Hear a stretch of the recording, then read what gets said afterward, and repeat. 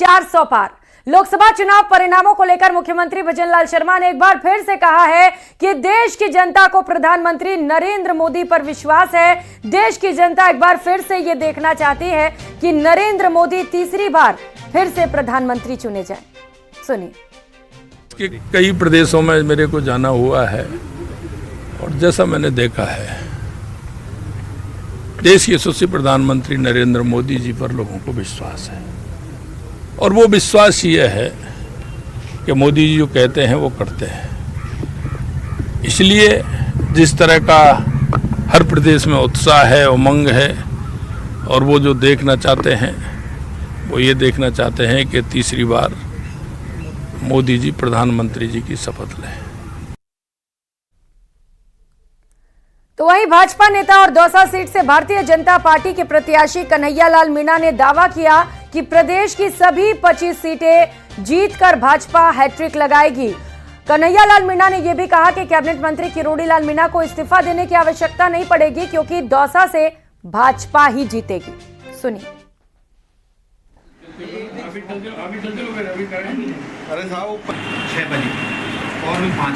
चुनाव परिणाम की तारीख नजदीक आने वाली है। 4 जून को मतगणना होगी। देश में 6 चरण हो चुके हैं, एक अंतिम चरण बचा है। हमारे साथ दौसा सीट से भारतीय जनता पार्टी के प्रत्याशी कन्हैयालाल मीणा हैं। सर, जो चुनाव है वो अंतिम चरण में पहुंच गया है, क्या माहौल अब नजर आ रहा है देश में?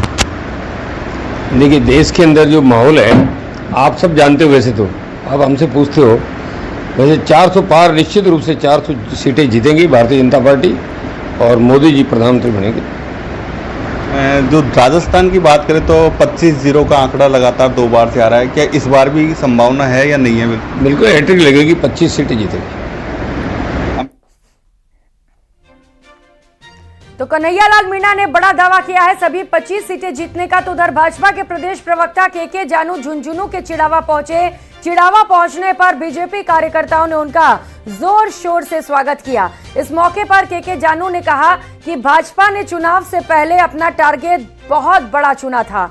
छात्र जब 90 से 95% अंक प्राप्त करने की तैयारी करता है तो निश्चित रूप से डिस्टिंक्शन मार्क लेकर आता है। तो भाजपा ने 400 पार के नारे पर काम किया है। उन्होंने कहा कि मोटे तौर पर पिछली बार से ज्यादा सीट एनडीए लेकर आ रही है।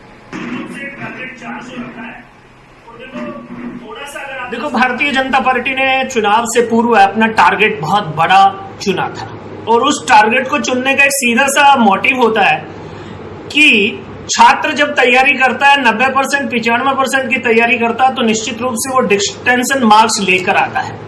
तो भारतीय जनता पार्टी 400 पार के नारे पर काम कर रही है। अब 272 में सरकार बनती है तो हमारा जो 272 और 400 के बीच का जो भी सफलता है वो हमारे परिश्रम की प्रकाष्ठा का परिणाम है। एक तरफ अकेला लगा है, एक तरफ सारे लोग इंडी गठबंधन बनाकर लगे हैं। तो परिणाम तो 4 तारीख को आएगा। मोटे तौर पर भारतीय जनता पार्टी पिछली बार से ज्यादा सीट लेकर आ रही, ये तय है। और अजमेर लोकसभा सीट पर इस बार फिर 2019 के नतीजे ही रिपीट होते दिख रहे हैं। कांग्रेस ने पहले तो उम्मीदवार की घोषणा देरी में की और बाद में पार्टी का कैडर चुनाव में कहीं दिखाई नहीं पड़ा।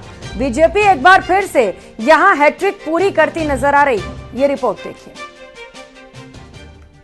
जनता के बीच आन बान शान की पगड़ी माथे से उतरी, जन समर्थन मांगा, खुद को जनता का सेवक करार देकर इमोशनल कार्ड खेलने की भी लाख कोशिश की, पर कांग्रेस के इस बुजुर्ग खांटी जाट नेता को जनता का चुनाव के दौरान आशीर्वाद मिलता नहीं दिखाई दिया। रामचंद्र चौधरी के हिस्से में कभी जीत नहीं आई, बस हार ही उनकी पहचान बन चुकी है।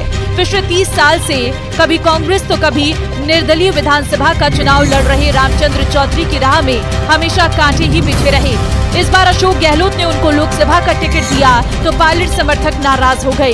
चुनाव के दिन बूथों पर बीजेपी कार्यकर्ताओं का जोश जहां चरम पर था, वहीं कांग्रेस के कार्यकर्ता बूथों से नदारद रहे। पीएम मोदी की पुष्कर की जनसभा में भारी भीड़ रही और यहीं से बीजेपी के भागीरथ की जीत की राहें आसान होती चली गयी। बीजेपी उम्मीदवार भागीरथ चौधरी एक बार फिर बड़ी जीत का दावा कर रहे हैं।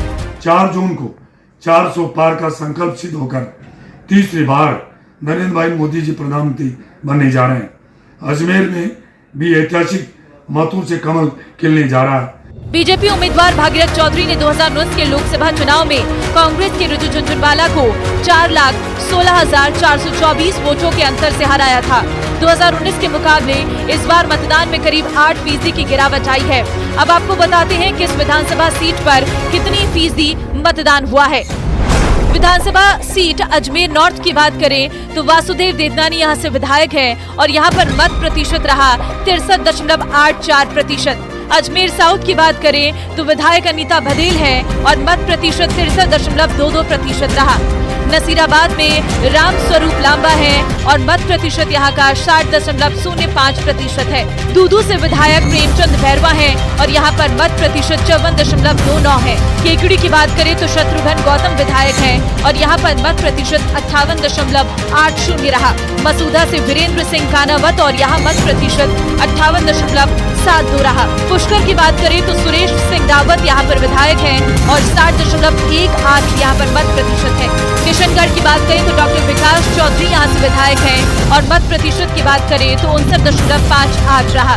अजमेर लोकसभा क्षेत्र में विधानसभा चुनाव के दौरान बीजेपी का दबदबा रहा। इस लोकसभा क्षेत्र की 8 में से 7 सीटें बीजेपी ने जीती है। कांग्रेस के खाते में सिर्फ 1 सीट किशनगढ़ की आई। चुनाव प्रचार के दौरान सचिन पायलट की कमी अजमेर लोकसभा सीट पर साफ तौर पर महसूस हुई।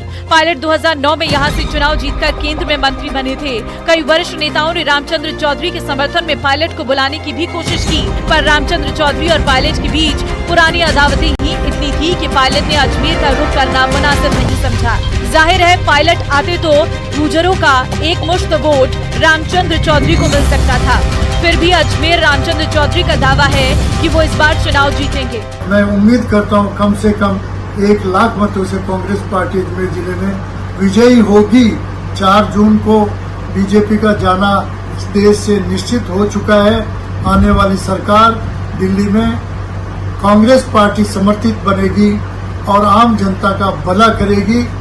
बहरहाल अजमेर सीट भाजपा का गढ़ बन गई है। पार्टी के पास मजबूत संगठन है और कद्दावर नेताओं की बड़ी पहुंच। वहीं कांग्रेस का संगठन पूरे चुनाव में कहीं नजर नहीं आया। एक तरफ उम्रदराज उम्मीदवार तो दूसरी तरफ संगठन की निष्क्रियता। अजमेर में बीजेपी के मुकाबले कांग्रेस पार्टी चुनाव के दौरान ज्यादा मेहनत करती दिखाई नहीं पड़ी। नेता सिर्फ जातीय समीकरणों के सहारे चुनावी वैतरणी पार करने के दावे करते रहे, मगर धरातल पर हकीकत कुछ और ही नजर आई। ऐसे में कोई चमत्कार भी रामचंद्र चौधरी को चुनाव जिता दे, ऐसा फिलहाल दिखाई नहीं पड़ रहा। कैमरा पर्सन शेर सिंह के साथ बाबूलाल धायल, न्यूज़ 18 जयपुर। तो वहीं उप मुख्यमंत्री प्रेमचंद बैरवा नागौर जिले के दौरे पर रहे। इस दौरान बैरवा ने प्रदेश की सभी 25 सीटों पर जीत का दावा किया, साथ ही कांग्रेस पर निशाना भी साधा। बैरवा ने कहा कि हमारी सरकार बिजली पानी को लेकर संवेदनशील है। सुनिए क्या कहा। स्वागत जीरा की धरती पर।